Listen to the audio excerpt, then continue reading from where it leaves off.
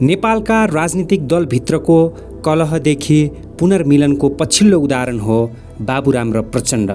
राजनीतिमा दर्शन हुन्छ, जुन दर्शन लत्याएर हिँडेका व्यक्ति हतारिँदै आफ्नो पुरानो घरमा फर्किन्छन् भने त्यस्ता व्यक्तिबाट आम नेपालीले के आशा गर्न सक्छ?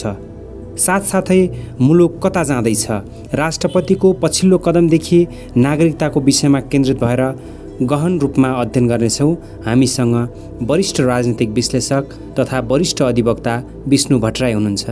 भड्खालोमा त हामी छँदैछौँ, तर औपचारिक रूपमा अब भड्खालामा गयो भनेर लेखिदिनु पर्यो नि। यो औपचारिक रूपमा असफल राष्ट्र घोषणा मात्र हुन बाँकी छ। अब अरू केमा अरूको रह्यो के त? सधैँ यो देशमा जब जब राजनीतिक परिवर्तन हुन्छ तब नागरिकता बाँडिन्छ भोटको लागि। सन् 50 को नेपाल भारत सन्धिद्वारा नेपाललाई उपनिवेश बनाउने जे काम कारबाही चलेको थियो, त्यसलाई सिक्किमका जनताले भोट हालेर बनाएको प्रतिनिधि सभा संसद सदस्यले तिनीहरूले पार्लियामेन्टमा बसेर सिक्किम भारतमा विलय हुन्छ भन्दा विलय भयो कि भएन? सिक्किम भारतमा विलय भयो, उसले भोट हाल्यो, तपाईँलाई भोट हालेको थियो, तपाईँले सिक्किममा हामी भारतमा विलय गर्ने भने भयो। अब सिक्किम भारतमा विलय भएपछि उसले फेरि भोट हालोस्, भारतबाट सिक्किम फिर्ता ल्यायो भने पनि आउँछ।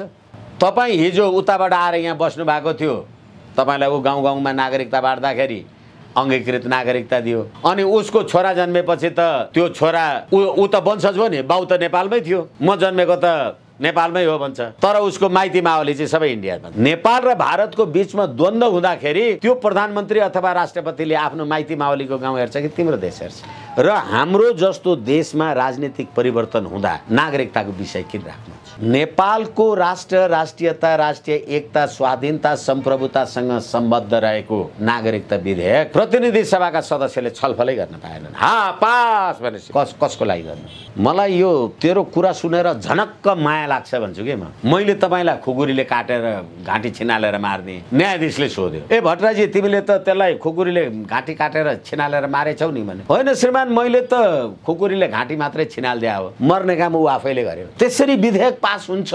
तपाईँहरू आम संसारको मान्छेहरू पनि त नेपाली नागरिक हुनुहुन्छ नि। पुष्पकमल दाहाल भारत पुगेर फर्केर आएर नरेन्द्र मोदीजीको पार्टी त संसारको ठुलो प्रजातान्त्रिक पार्टी, 17 करोड सक्रिय जनसङ्ख्या, सक्रिय सदस्यता भएको पार्टी भनेर प्रशंसा गरेर आउने बित्तिकै यहाँ फास्ट ट्र्याकमा नागरिकता प्राप्त गरेर पास गरे होइन? कत्रो महान काम गरे। त्यसो भनेर आउने बित्तिकै एमसीसी पास गर्नुभयो अस्ति फागुन 15 गते, जापान जानुभयो र जापान संवैधानिक राज संस्था भएको देश, अनि जापानबाट नेपाली जनताले बहुत सिक्नुपर्छ भने डोनाल्डोले भनेको मानेर यहाँ सही गरेपछि जापान गएर यति बखान नगर्दा कति महान होला है। यही प्रचण्ड भन्ने मान्छे होइन, मेरो 3 तोला सुन र भरतपुरमा 1 कट्ठा जमिन भन्दा बढी केही छैन भन्ने मान्छे, जो श्रीमती बिरामी हुँदा अमेरिकामा लगेर अर्बौंको उपचार गर्छन्। अर्को झलनाथ खनालकी के भन्ने छ, सर्पको माला लगाएर बसेर 75 करोड राष्ट्रको ढिकुटीबाट उपचार खर्च, अथवा यिनीहरूका लुट, राष्ट्र लुटका कुरै छोडिदिनुहोस्। होइन अब त पार्टी सार्टीको के हैसियत छ र भनेर अर्को पागलपन गरेका छन्। तिनीहरूले न राजनीति हेरे, न राष्ट्र हेरे, न व्यवस्था हेरे, न यो समस्या हेरे। तपाईँ प्रचण्डलाई भोट हालेर, तपाईँ शेरबहादुर देउवालाई भोट हालेर यो विकृतिलाई अन्त्य गर्छु भन्नुहुन्छ, अनि नेपाली जनतालाई भ्रष्ट बनाउनेहरूलाई नै दोहोऱ्याएर भोट तपाईँ हाल्नुहुन्छ। चुनावमा जो भोट हाल्न गयो तिनीहरूको टाउको काट्छु भन्ने होइन। यो प्रचण्ड, गिरिजा अथवा काङ्ग्रेस, माओवादी, एमालेहरू विदेशीलाई नेपाली बनाएर नागरिकता दिएर त्यो शालिग ढालेको कुरा प्रमाणित गर्न खोज्दैछन्। प्रचण्ड अथवा यो वर्षमान पुन लगायतका मान्छेहरू नेपाली जनता भ्रष्ट छन्, पैसा नदी भोट हाल्दैनन्। जनतालाई भ्रष्ट बनाएर तिनै भ्रष्टमाथि शासन गर्ने अनि बालन शाह भर्खर देख्दै गर्ने। हिजो दिल्लीमा 12 बुँदे समझदारी गर्दाखेरि होस् कि नेपालमा 17,000 मान्छे मार्दा प्रचण्ड कहाँ बस्थ्यो भने दिल्लीमा बस्थ्यो होइन भने, बाबुराम भट्टराई कहाँ बस्थ्यो दिल्लीमा बस्थ्यो होइन भने। अहिले बाबुराम, प्रचण्ड र वामदेव एकै ठाउँमा कसले ल्यायो? त्यो दिल्लीले नल्याएर कसले ल्यायो? एउटै चुनाव चिन्हबाट लड्ने हामी दुई एक ठाउँमा हुनुको अर्थ छ भनेर पनि भन्नुभएको छ प्रचण्डले त। हो, त्यसै कारणले गर्दाखेरि विदेशीको प्रभाव होइन, यिनीहरू दास, लम्पसार परेका छन्। वरिष्ठ अधिवक्ता विष्णु भट्टराईजी नमस्कार। हजुर नमस्ते। अब समसामयिक राजनीतिलाई निहालेर हेर्दाखेरि देशभित्रको आन्तरिक अवस्थाले निम्ताएका समस्यालाई तपाईँले समग्रमा केलाउँदाखेरि अहिले जुन हिसाबले देश अगाडि बढिरहेको छ, नेपालको राजनीति अगाडि बढिरहेको छ, यो विकृतको पराकाष्ठ हो देखिएका अहिलेको अवस्था? यो वास्तवमा विकृतिको पराकाष्ठा भन्नुभन्दा पनि योभन्दा अझै विकृति देख्न बाँकी नै छ। अहिले निर्वाचनको घोषणा भइसकेपछि मुलुकका स्थापित राजनीतिक दल हुँ भन्ने दलहरूका बीचमा र आफूलाई राजनीतिक नेतृत्वको चरमचुलीमा अथवा धुरीमा छौँ भन्ने व्यक्तित्वहरूको व्यवहार, बोली, वचन, क्रियाकलाप हेर्दाखेरि वास्तवमा यो भन्दा ठुलो राजनीतिक विकृति र विसङ्गतिको उदाहरण संसारमा नेपाल बाहेक अन्त कहीँ पाइँदैन। नेपाल भन्नाले मुलुकलाई होइन, नेपालको वर्तमान राजनीतिक प्रणालीका पक्षधर हुँ भन्ने व्यक्तिहरूको जुन चरित्र देखिएको छ, यसले साँच्ची भन्ने हो भने राष्ट्रिय राजनीति अथवा राजनीतिक सिद्धान्त, आदर्श, दर्शन, मूल्य, मान्यता, राष्ट्रियता, यी सम्पूर्ण कुराको चाहिँ चिरहरण भएको लाग्छ मलाई। अब चुनावको माहौल पनि छाइरहेको छ। मङ्सिर 4 गते चुनाव आइरहँदा फेरि अहिले राष्ट्रपतिको कदमदेखि लिएर चुनावी माहौललाई हेर्दाखेरि फेरि नागरिकताको सवालमा फेरि अर्को बहस छेडिने स्थिति आउन सक्छ, अथवा नागरिकता विधेयक राष्ट्रपतिले फिर्ता गरिसकेपछि दोस्रो पटक फेरि पठाइसकेपछिको खण्डमा पारित हुने सम्भावना देख्नुहुन्छ? राष्ट्रपतिले स्वीकृत गर्ने सम्भावना देख्नुहुन्छ तपाईँले?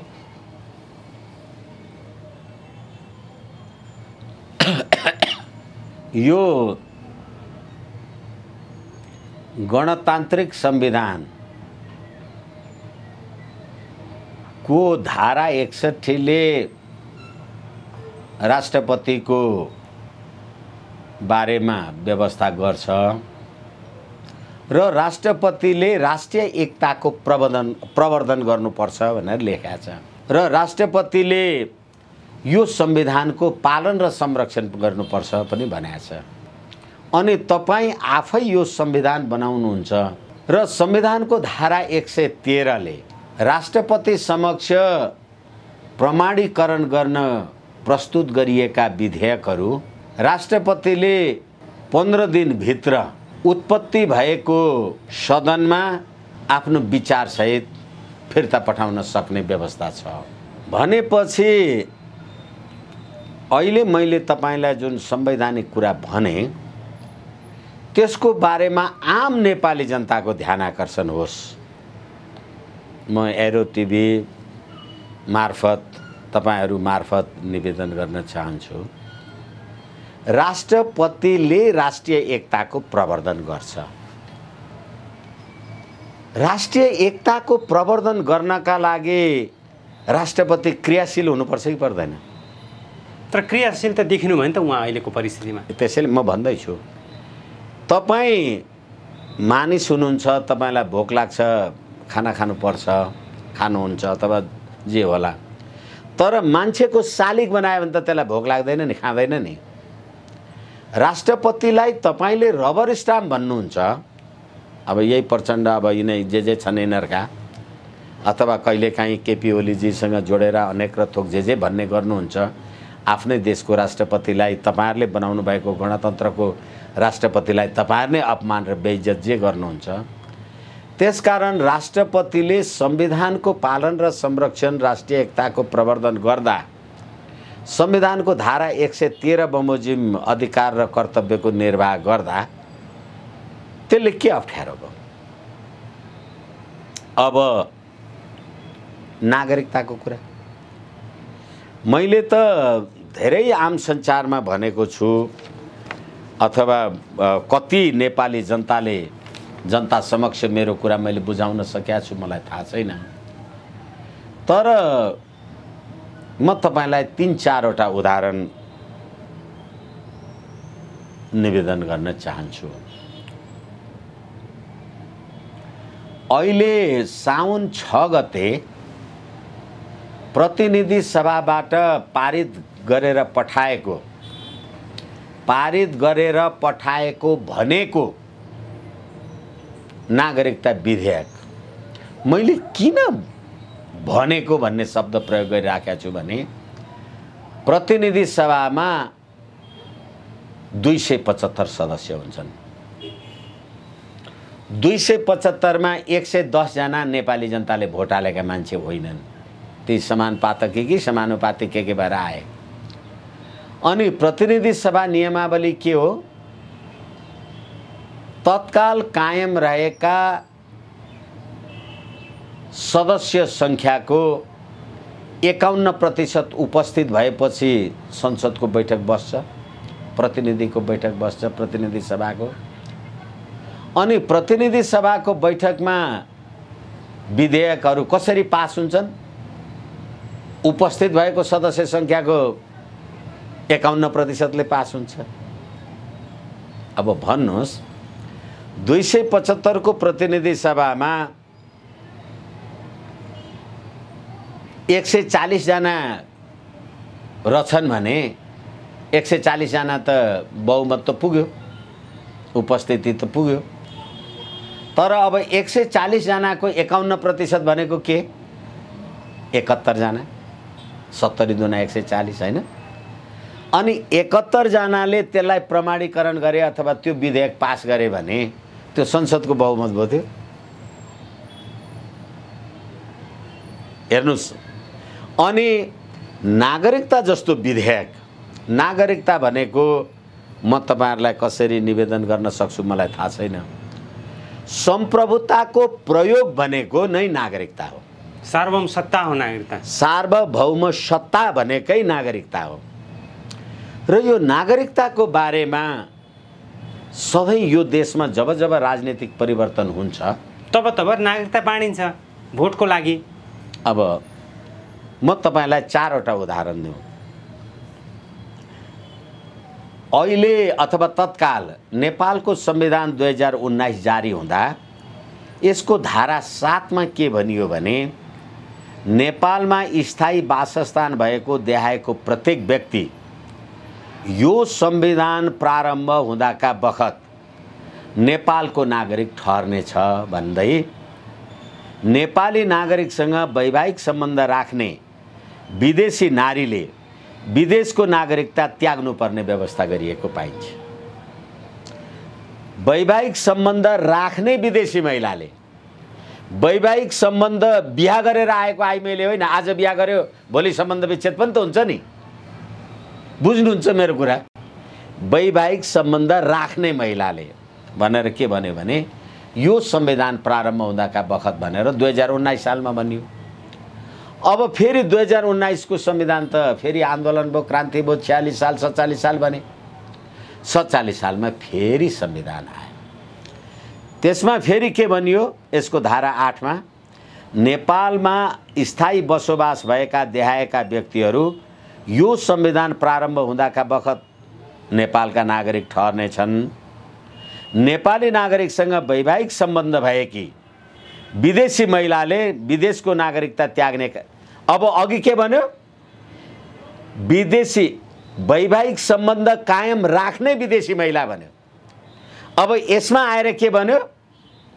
वैवाहिक सम्बन्ध भएकी विदेशी महिलाले भन्यो। वैवाहिक सम्बन्ध हिजो थियो आज छैन नि मेरो। वैवाहिक सम्बन्ध कायम राख्ने भने त बाँचुन्जेल कायम राखे हुनु पर्यो नि। हिसाब यसरी बुझ्नुपर्छ भने विदेशी महिलाले विदेशको नागरिकता त्याग्ने कारबाही चलाएपछि र नेपालको नागरिकता त्यागी विदेश गएका व्यक्तिले विदेशको नागरिकता त्यागेपछि नेपालको नागरिकता प्राप्त गर्छ। अब अहिले त विदेशको नागरिकता त्याग्नु परेन एनआरएनले, यहाँ पनि पाइने भयो। दोस्रो मैले तपाईलाई भने त्यसै गरेर अन्तरिम संविधानको धारा 8 ले के भन्यो? यो संविधान प्रारम्भ हुँदाका बखत नेपालको नागरिकता प्राप्त गरेको र यस भाग बमोजिम नागरिकता प्राप्त गर्न योग्य व्यक्तिहरू नेपालको नागरिक हुनेछन् भन्दै धारा 8 को उपधारा 5 को तर भन्नेले त एकचोटि यो निवेदन दरखास्त दिएर सारा नागरिकता पाउँछन् भनेर गाउँ गाउँ नागरिकता बाँड्नुभयो तपाईले। गाउँ गाउँ मात्रै होइन, तपाईले फारबिसगञ्ज सिलिगुडीतिर पनि बाँड्नुभयो, तपाईले रक्सौलतिर पनि बाँड्नुभयो। अब यो अहिलेको संविधानमा 2072 लेखेको छैन। यसको धारा 11 ले के भन्यो भने यो संविधान प्रारम्भ हुँदाका बखत नेपालको नागरिकता प्राप्त गरेका र यस धारा बमोजिम नागरिकता प्राप्त गर्ने मान्छे भनेपछि के भन्यो भने 2019 सालदेखि 2072 सम्म 53 वर्ष भयो। तपाईले नेपालको संविधान 2019 लाग्दा यो संविधान प्रारम्भ हुँदाका बखत नेपालमा बसोबास गरेको व्यक्ति भन्नुभयो भनेपछि अब यो 53 वर्षमा जहिले नागरिकता संविधान आउँछ, राजनीतिक परिवर्तन आउँछ, अनि यो संविधान प्रारम्भ भएपछि भनेपछि 2019 मा आएर बसेका नेपालीलाई नागरिकता दिनुस् न। तर तपाईले यो 53 वर्षसम्म सबै यो नागरिकता प्राप्त हुँदाखेरि भनेको उताबाट आएर बसेका मान्छे हरेक परिवर्तनमा।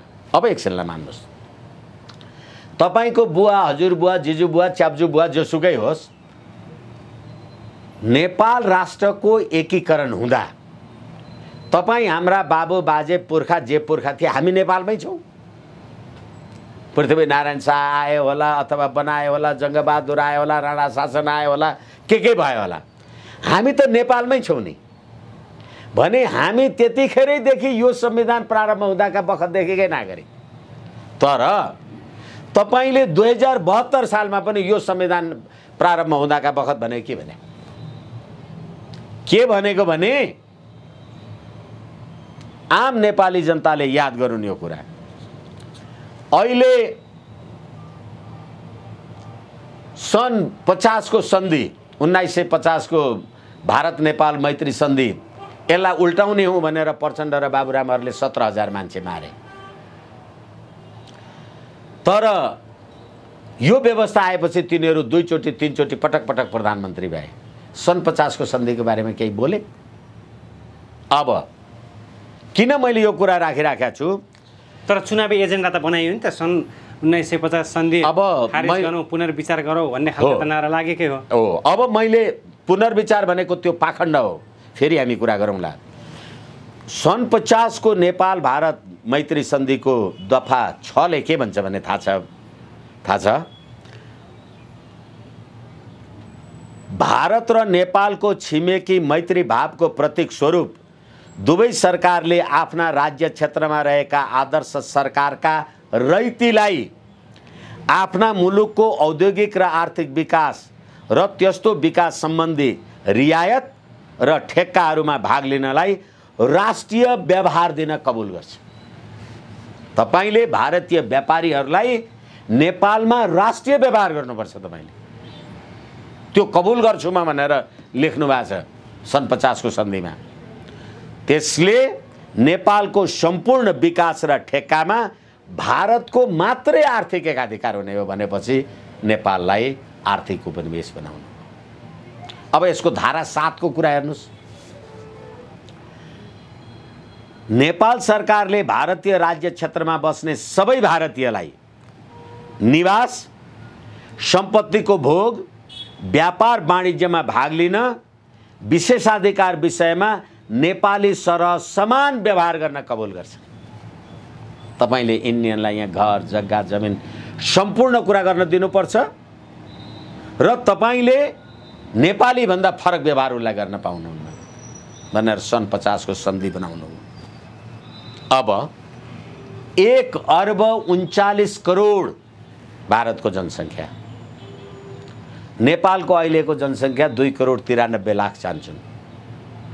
तपाईले सम्पूर्ण भारतीयहरूलाई नेपाली सरह समान व्यवहार गर्नुभयो, यहाँ घर, जग्गा, जमिन खरिद बिक्री गर्न दिनुभयो भने 1,39 करोड अथवा भारत बिहारमा मात्रै 13 करोडको जनसङ्ख्या छ।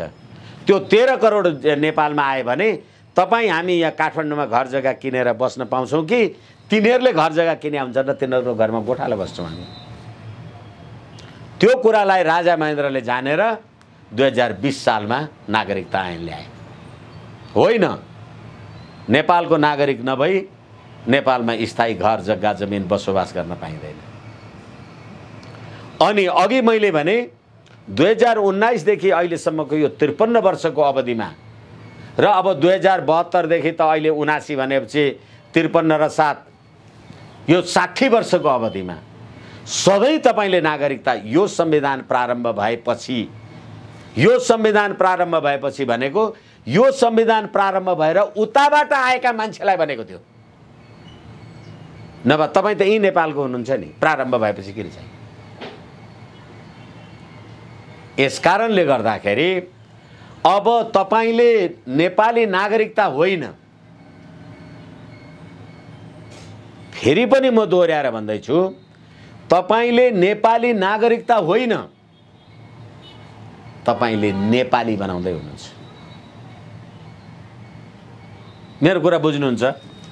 संविधानको धारा 11 ले के भन्यो? यसको मात्रै कुरा होइन, हरेक उसले कुनै पनि नेपाली नागरिकलाई नागरिकता प्राप्त गर्ने हकबाट वञ्चित गर्ने छैन। तपाईँ पहिले नेपाली हुनु पर्यो अनि मात्रै तपाईले नेपाली नागरिकता पाउनुहुन्छ। तपाईँ उताबाट आएर बसेको मान्छे भएर तपाईँ नेपाली हुनुहुन्छ, तपाईँ नेपाली बनाउँदै हुनुहुन्छ। होइन भने यो संविधान प्रारम्भ हुँदाका बखत पृथ्वीनारायण शाहले यो मुलुक नेपाल एकीकरण गरेर नेपाल बनाएपछि त्यतिखेरदेखि नेपालमा बसेका त नेपाली सधैँ छन् नि। यो संविधान प्रारम्भ भएपछि किन नेपाली हुनु पर्यो? तपाईँ यो संविधान प्रारम्भ भएपछि नेपाली हुने होइन। अनि यस्तो नागरिकता तपाईले मुलुकको राष्ट्रियताको रक्षा गर्नुहुन्छ। अब अहिले राष्ट्रपतिले, हालाकि अहिले मैले भनेको यो जे तपाईलाई भने, यस विषयमा हामीले राष्ट्रपतिजीलाई ज्ञापन पत्र दियौं। अनि हामीले ज्ञापन पत्र दिएपछि यो ऐतिहासिक कुरा राखेर अनि राष्ट्रपतिले अस्ति यो फिर्ता पठाउँदाखेरि नागरिकता कानुन बनाउँदा ऐतिहासिक पक्षहरूको समग्र अध्ययन गर्न आवश्यक छ भनेर भन्नुभयो। भनेपछि यो संविधान जारी भएपछि, यो संविधान लागू हुँदाका बखत 2019 मा संविधान लागू भयो, तपाईँ नेपाली हुनुहुन्थ्यो। 2047 मा संविधान लागू हुँदा ऊ नेपाली कसरी भयो? कसरी भयो मलाई भन न भनेको। नेपालीकै छोराछोरी हो भने त हुनै परेन। तर बनाइयो, रातारात नागरिकता बाँडियो। एकछिन, नागरिकता बाँड्ने कुरा होइन शेषमणिजी, तपाईले नेपाली बनाउनु भयो, नेपाली बनाउने होइन। के को लागि बनाइयो नेपाली? के स्वार्थ जोडियो? कसको प्रलोभनमा परे नेपालका नेताहरू? अथवा भारतको अनुकूल नजाँदासम्म सत्तामा आउन पाइन्न भन्ने मानसिकता हो? सुगौली सन्धि सन् 50 को नेपाल भारत सन्धि द्वारा नेपाललाई उपनिवेश बनाउने जे काम कार्यवाही चलेको थियो, त्यसलाई त्यसो भने त सिक्किमका जनताले भोट हालेर 1975 मा सिक्किमका जनताले भोट हालेर बनाएको प्रतिनिधि सभा संसद सदस्यले तिनीहरूले पार्लियामेन्टमा बसेर सिक्किम भारतमा विलय हुन्छ भन्दा विलय भयो कि भएन? सिक्किम भारतमा विलय भयो, उसले भोट हाल्यो, तपाईलाई भोट हालेको थियो, तपाईले सिक्किममा हामी भारतमा विलय गर्ने भने भयो। अब सिक्किम भारतमा विलय भएपछि उसले फेरि भोट हालोस्, भारतबाट सिक्किम फिर्ता ल्यायो भने आउँछ? आउँछ कि आउँदैन? फिजीकरण भने कि अब रोटी र बेटीको कुरा गर्नुहुन्छ तपाईहरु।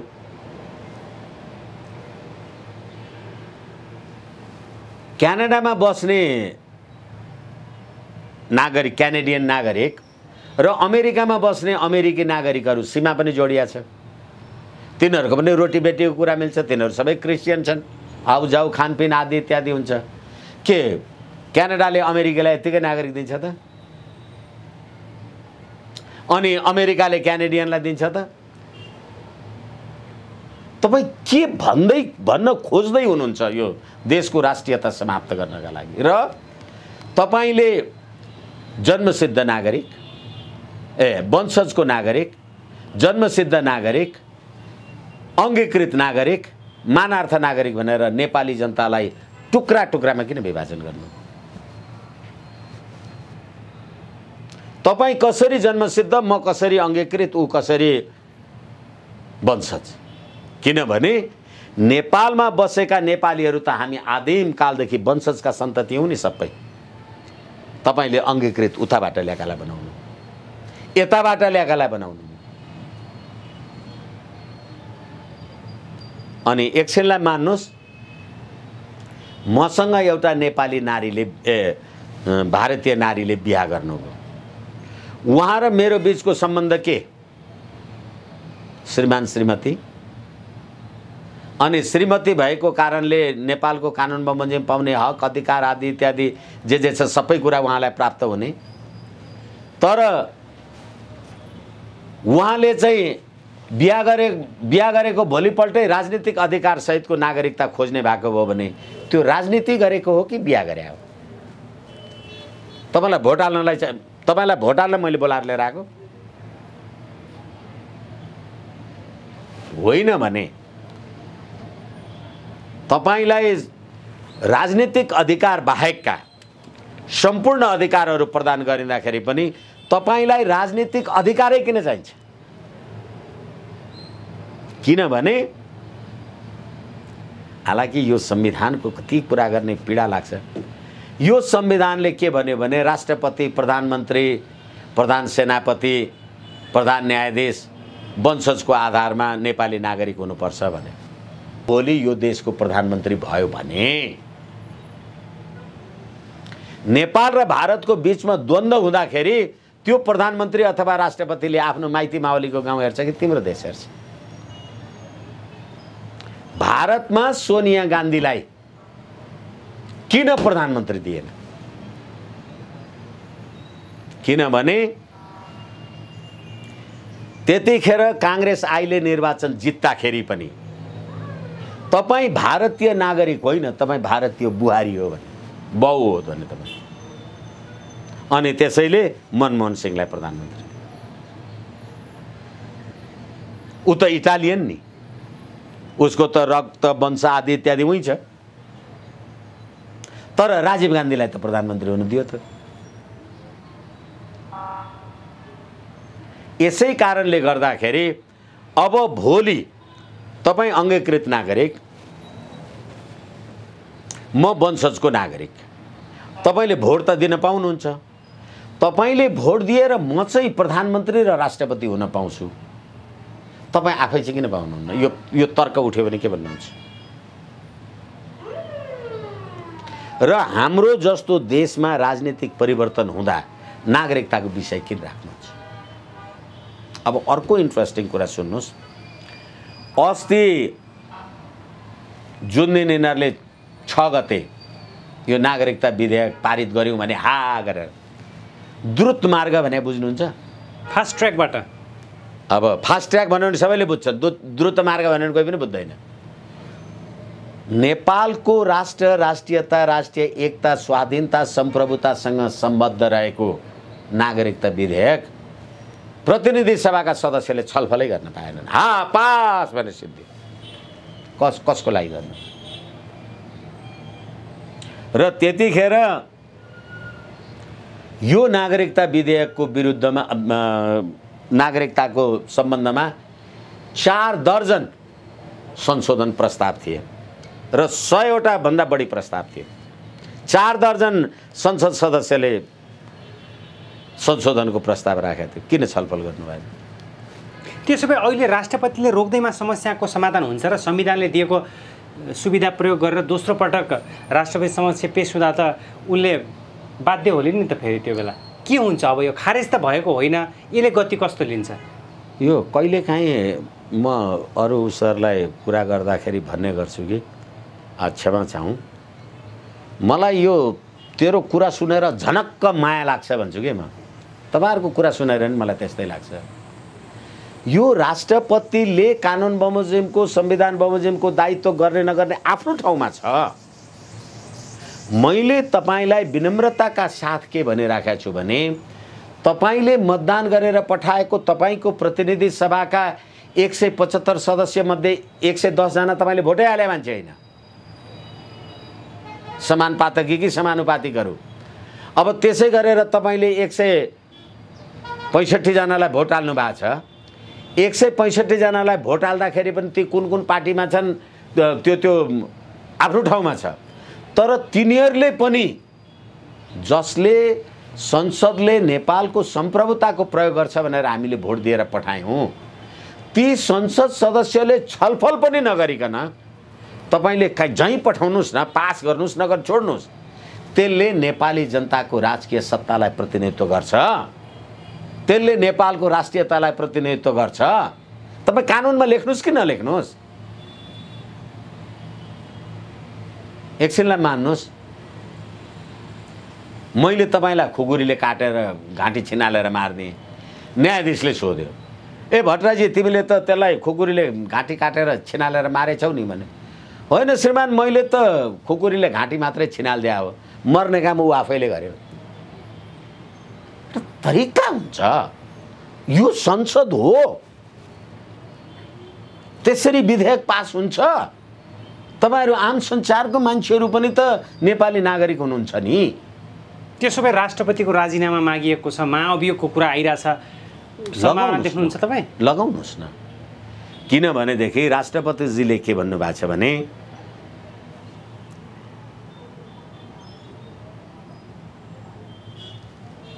अहिले इतिहासलाई हेरौँ हामी अनि नागरिकताको निधो गरौँ। सुगौली सन्धि तपाईले हेर्ने कि नहेर्ने? सन् 1950 को सन्धि तपाईले हेर्ने कि नहेर्ने? अनि राष्ट्रपतिले संविधानको धारा 113 को प्रयोग गर्यो, तपाई त्यो 113 हेर्ने कि नहेर्ने? राष्ट्रपति पनि पहिले त नेपाली नागरिक होला नि, अनि पो राष्ट्रपति होला। तपाई महाभियोग लगाउने भने पहिले नेपाली होला, अनि पो तपाई मन्त्री प्रधानमन्त्री मान्य सदस्य के हुनुहुन्छ त्यो होला। भनेदेखि अब राष्ट्रपतिले राष्ट्रिय एकताको प्रवर्धन गर्नेछ भन्नुभयो, तपाईले नेपाली जनतालाई कतिवटा जातमा बाँड्नुभयो? म वंशजको नागरिक नेपाली, शेषमणि अंगीकृत नेपाली, अर्को रामप्रसाद जन्मसिद्ध नेपाली, अर्को एनआरएन अर्को नेपाली, समग्र सम्पूर्ण नेपाली खोइ भने। अनि यस्तो संविधान, यस्तो कानुनले राष्ट्रिय एकताको प्रवर्धन गर्ला? राष्ट्रिय एकता कायम रहला? अनि अघि सन् 50 को सन्धिको बारेमा मैले विनम्रताका साथ निवेदन गरेँ, सम्पूर्ण 1.39 करोड जनसङ्ख्या भएका देशबाट आएका मान्छेहरू सबैलाई नागरिकता दिनुहोस्। अब रोटी र बेटी भन्नुहुन्छ तपाईँ, कोनी के भन्नु? मसँग बिहा गरेर आएको एकजना भारतीय महिला आज बिहा गरिन्, भोलि नागरिकता लिइन्, पर्सि मसँग सम्बन्ध विच्छेद गरिन्, त्यो नागरिकता के हुन्छ? के हुन्छ मलाई भन्नु न। अनि यहाँको मेरो बहिनी छोरी बिहा गरेर भारत गई, अनि त्यो मेरो छोरी बहिनीलाई चाहिँ भारतको पार्लियामेन्टले के दिन्छ? हेर्नुहुन्छ कि मधेस इज नट नेपाल भन्ने सिके राउतहरू होइनन्। तिनै सिके राउतलाई भोट हाल्ने, तिनै सिके राउतहरू निर्वाचन लड्ने, त्यही राज्य व्यवस्थामा आउने, तिनै मन्त्री प्रधानमन्त्री हुने भनेपछि के होला? त्यसो भए अब यो नागरिकताको विषयलाई यहीँनिर थाती राखौँ। अब अहिलेको सवालमा काठमाडौँभित्रको जुन हिसाबले अवस्था हामीले देख्न सक्छौँ, फोहोरको थुप्रो ठाउँ देखिरहेका छौँ। मेयर बालेन शाहमाथि प्रश्न उठेको छ, उहाँले फेरि प्रचण्डलाई प्रश्न उठाउनु भएको छ, कस्तो ठेकदारको घरमा बस्नुभयो जसले बाटोको हालत यस्तो बनायो भनेर प्रचण्डमाथि यो व्यतिथिको आरोप लाउनु भएको छ। यो परिस्थितिलाई हेर्दाखेरि अर्कोतर्फ वर्षमान पुलले प्रचण्डको ठाउँमा शालिग बनाइनेछ, उहाँको शालिग पुजिनेछ भनेर प्रचण्डको प्रशंसा गर्नुभएको छ। यी दुईवटा विषयलाई उठान गर्दाखेरि तपाईँले कसरी हेर्नुहुन्छ नि? एकातर्फ बालेनले गरेको प्रचण्डमाथिको आरोप र अर्कोतर्फ वर्षमानले गरेको प्रचण्डमाथिको प्रशंसा। शालिग बन्छ, ठाउँमा पुजिन्छ। अब फेरि पनि म त सधैँ जनताले पुज्ने हुन् प्रचण्डको शालिग बनाएर पछि सधैँ आक्रोश लाग्छ।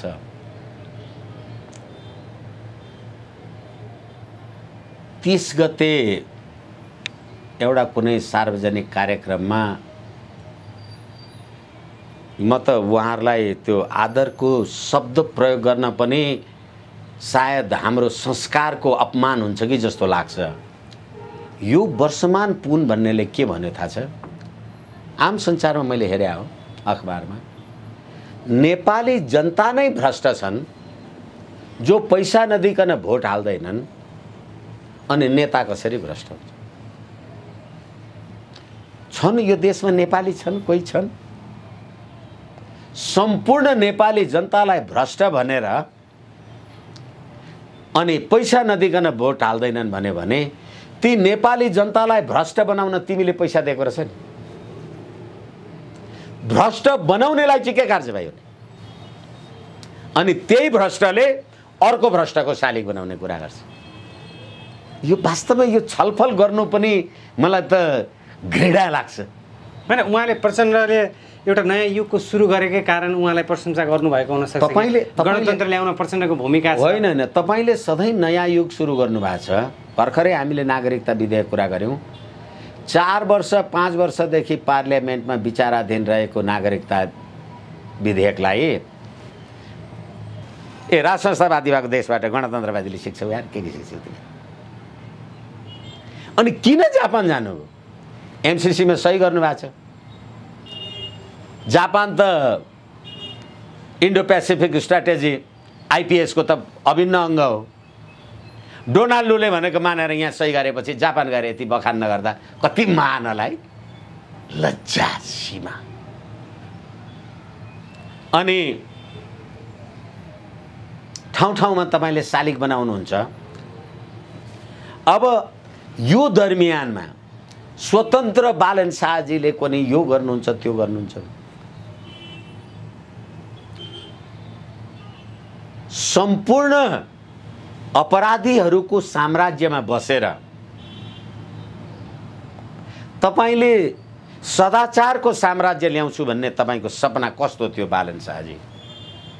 तपाईले प्रचण्डलाई भर्खर चिन्नु? उहाँ बसेका उहाँका कुनै के बाटो भएका भर्खर देख्या? अझ चुनाव हुनुभन्दा अगाडि बालन शाह कहाँ थियो? काठमाडौँमै थियो होला कि कहाँ थियो? त्यो नेपाल बाहिर थिएन होला। अहिले देख्दैछ त्यसले प्रचण्ड। फेरि अर्को कुरा, कति न स्वतन्त्र अब र्यापर भनेर त्यो युवा भाइहरू बिहान र बेलुका कुद्या छन्। होइन अब त पार्टी सार्टीको के हैसियत छ र भनेर अर्को पागलपन गरेका छन्।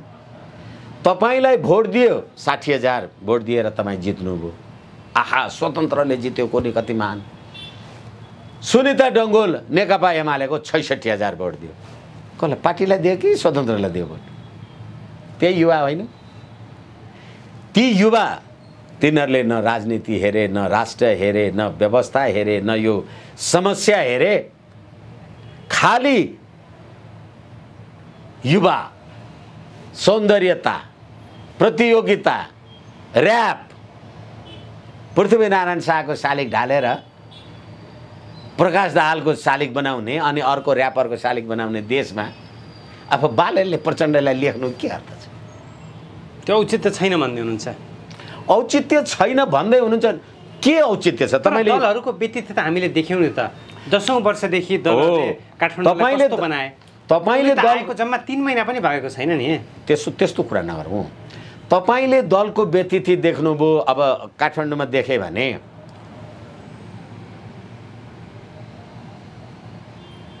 महानगरपालिकाको 32 वडामा मेयर र उपमेयर गरेर 5 जनाको दरले चुनाव जितेका 162 को हुन्छ त्यो महानगरपालिकाको संसद अथवा स्थानीय सरकार जे भन्नुस्।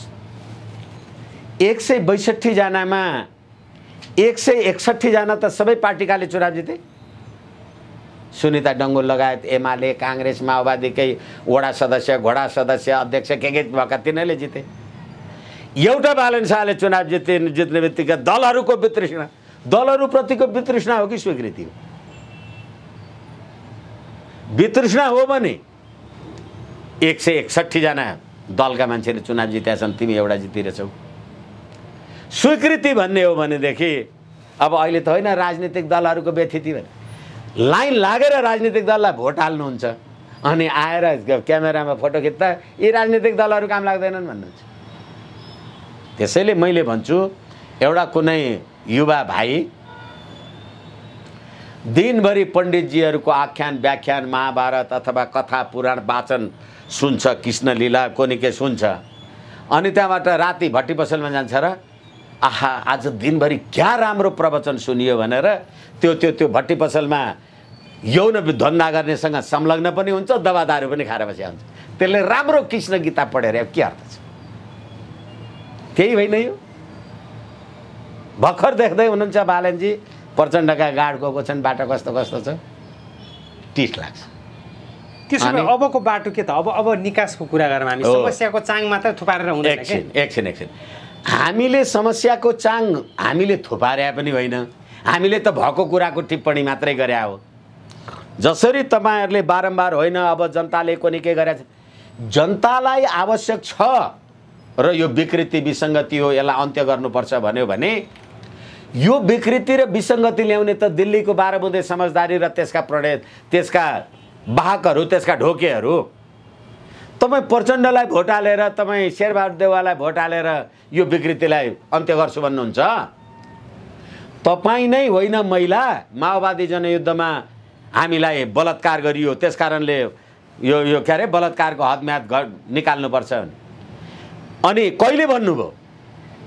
वैशाख 30 गते चुनाव थियो, फागुनको 22-24 गते प्रेस मिट गरेर भन्नुभयो।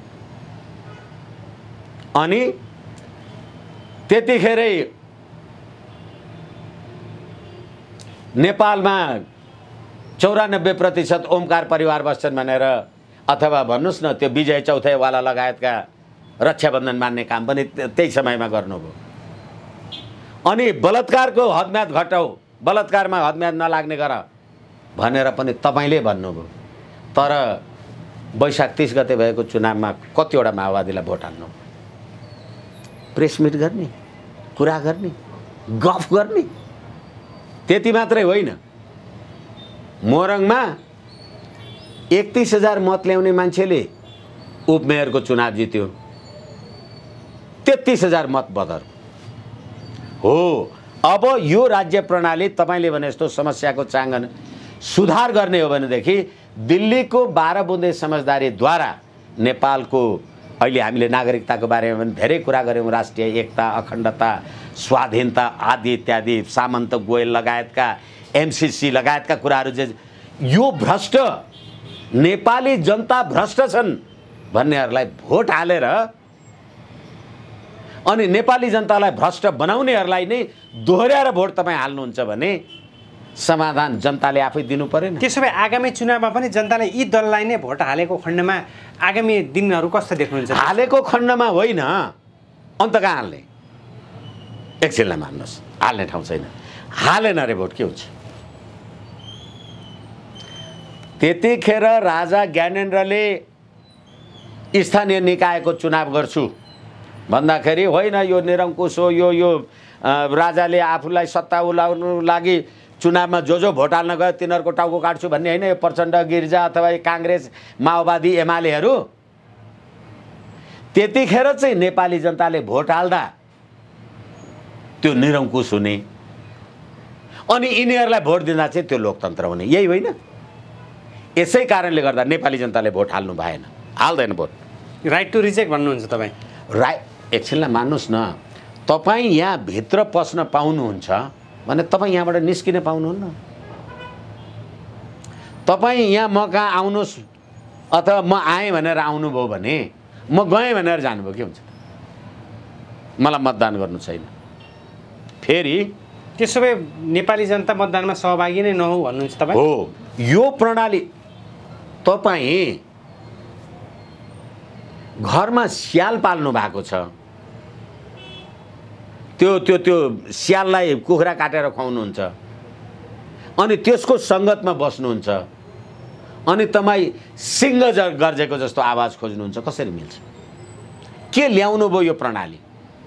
के ल्यायो यो प्रणालीले? तपाईँ भनिदिनुहोस् बुदागत रूपमा। हो, यो प्रणालीकै प्रतिनिधि यो अहिलेको समस्याको चाङ हामीले जे भन्यौँ यो सम्पूर्ण समस्याको चाङ भन्नुहोस् न।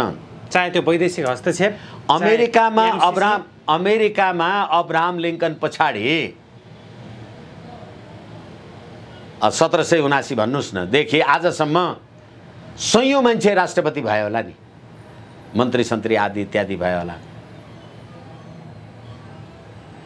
चीनमा पनि त क्लिनसेन हान पछाडि त सयौं मान्छे नेता अभिनेता आदि इत्यादि भयो होला। खोइ त त्यहाँ राजनीतिक परिवर्तन हुँदा त्यहाँ राष्ट्रनायकको राष्ट्रिय एकताका प्रतीकको शालिग ढालिँदैन। सुन्नु भएको छ अब्राहम लिङ्कनको शालिग ढालेर अमेरिकी जान्दैनन्, त्यहाँ परिवर्तन भएन, राजनीति छैन। तर नेपालमा के का लागि पृथ्वीनारायण शालिग ढाडियो? हो त्यसै कारण प्रचण्डको शालिग बनाइन्छ भनियो। नेपालमा यस कारणले पृथ्वीनारायण शाहको शालिग ढालियो किनभने जसले नेपाल निर्माण गरेका थिए र आज विदेशीलाई नेपाली बनाएर नागरिकता दिएर त्यो शालिग ढालेको कुरा प्रमाणित गर्न खोज्दैछन्। अनि प्रचण्ड अथवा यो वर्षमान पुन लगायतका मान्छेहरू नेपाली जनता भ्रष्ट छन्, पैसा नदी भोट हाल्दैनन्, जनतालाई भ्रष्ट बनाएर तिनै भ्रष्टमाथि शासन गर्ने अनि बालन शाह भर्खर देख्दै गर्ने। त्यसो भए यिनीहरू विदेशीको प्रभावमा परेर देशको अस्तित्वमाथि सम्झौता गर्न खोजेका प्रभाव मात्रै होइन शेषमणिजी, दलाल देशमाथि सौदाबाजी गर्न खोजेका हुन्। देशमाथि सौदाबाजी होइन, यिनीहरूलाई खरिद बिक्री नै गर्नु पर्दैन।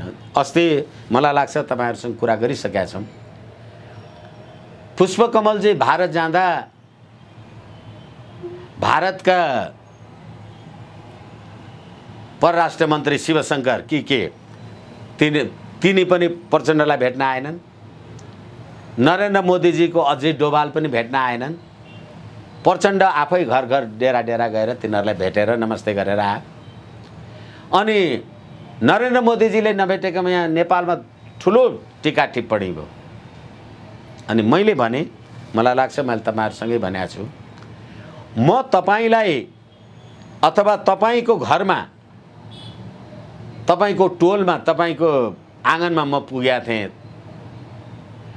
भने म तपाईलाई जे कुरा भनेको थिएँ तपाईले त्यो ढोकामा राखेको ढोके अथवा त्यहाँ आँगन बढार्न राखेको एउटा सफा गर्ने अर्को कुनै सेक्युरिटीको केटाले उनीहरुसँगै कुरा गर्दाखेरि चाहिँ मैले भने जति कुरा पुगिहाल्यो भने अब तपाईले मलाई भेट्नुहुन्न नि।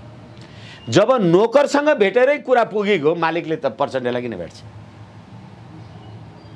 यसै कारणले यिनीहरुको हैसियत हिजो दिल्लीमा 12 बुँदे समझदारी गर्दाखेरि होस् कि नेपालमा 17,000 मान्छे मार्दा प्रचण्ड कहाँ बस्थ्यो भने दिल्लीमा बस्थ्यो होइन भने, बाबुराम भट्टराई कहाँ बस्थ्यो दिल्लीमा बस्थ्यो होइन भने, अहिले बाबुराम प्रचण्ड र वामदेव एकै ठाउँमा कसले ल्यायो? त्यो दिल्लीले नल्याएर कसले ल्यायो? एउटै चुनाव चिन्हबाट लड्ने हामी दुई एक ठाउँमा हुनुको अर्थ छ भनेर पनि भन्नुभएको छ प्रचण्डले त। हो त्यसै कारणले गर्दाखेरि विदेशीको प्रभाव होइन, यिनीहरू दास लम्पसार परेका छन्। त्यसो भए वामदेव प्रचण्ड बाबुराम एक ठाउँमा एउटै चुनाव चिन्हबाट लडेर के साबित गर्न खोज्नु भयो? विशेष रूपमा प्रचण्ड र बाबुराम एकै ठाउँमा आउनु भएको छ नि, जसले कम्युनिस्ट नै भन्दैन आफूलाई अथवा कम्युनिस्टको सिद्धान्तबाटै अलगिएको मान्छे फेरि उही ठाउँमा आउनु त आश्चर्यचकित पार्यो नि। त्यसैले कमाउनिस्ट तपाई यो देशमा सबैभन्दा बढी धनी कसैलाई देख्नुभयो भने जो आफूलाई कम्युनिस्ट भन्छ उ नै अरबपति छ। यसै कारणले गर्दाखेरि साम्यवाद तपाईको विचारधारा चाहिँ साम्यवादी, तपाईको चरित्र चाहिँ सामन्तवादी। त्यसकारणले गर्दाखेरि यो राज्य प्रणालीको अन्त्य एक मात्रै यो मुलुकको स्थायित्वको विकल्प हुन सक्छ, होइन भने जुनसुकै दिन हामी फिजी पनि हुन सक्छौं, सिक्किम पनि हुन सक्छौं, जुनसुकै बेला हामी भड्खालोमा जान सक्छौं यदि यो व्यवस्थाको भड्खालोमा त हामी छँदैछौं। तर औपचारिक रूपमा अब भड्खालामा गयो भनेर लेखिदिनु पर्यो नि। यो औपचारिक रूपमा असफल राष्ट्र घोषणा मात्र हुन बाँकी छ। अब अरु केमा अरुको रह्यो के त? हुन्छ, समसामयिक राजनीति विषयमा केन्द्रित भएर बहसमा सहयोग भइदिनु भयो। वरिष्ठ अधिवक्ता विष्णु भट्टराईज्यूलाई हार्दिक आभार।